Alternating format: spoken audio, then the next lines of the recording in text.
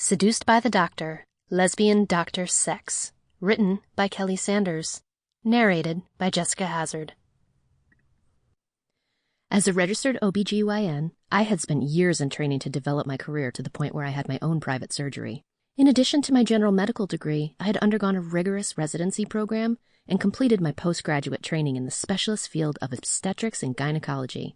It was an intensive period of study, and although it was extremely demanding on my time, it was a field I'd always felt passionate about, having lost my mother to cervical cancer some years earlier. As well as the wealth of medical and scientific study I had to complete, a significant emphasis was placed on the care of patients and the responsibility of those in my care. I had been a practicing gynecologist for over 8 years and was well into my 30s, although, thanks to a strict regimen of vitamins and minerals, eating healthy, and regularly attending the local gym, I'd managed to retain much of my youthful good looks. Ever since I'd blossomed in my later high school years, I have been the object of attraction for practically every man I'd come into contact with. My long, dark hair and huge pupils were like crack to them, and when combined with my impressive bust, I was the target of every single man, and some married ones, in every room I entered. However, not to be too coarse, I could honestly say that sausage was not my preferred taste. Pastrami was more my flavor, if you get my meaning. All my life I had remained a strongly closeted lesbian, never feeling anywhere near confident enough to reveal my true sexual nature for fear of being branded unprofessional.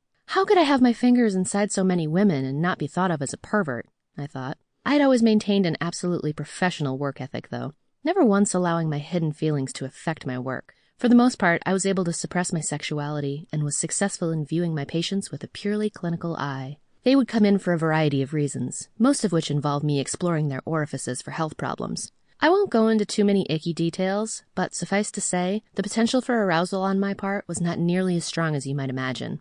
That's not to say that all my patients were old or unattractive women. On the contrary, I enjoyed a higher than usual percentage of young, affluent patients, thanks in no small part to my clinic's proximity to a nearby university campus and residential halls.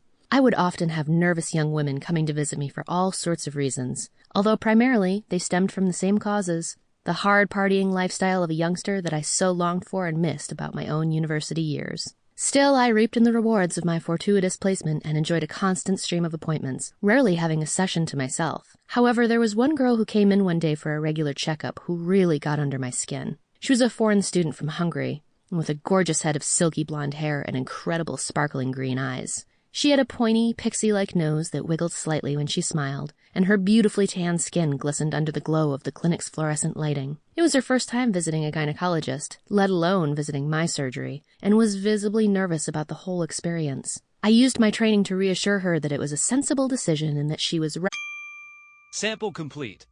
Ready to continue?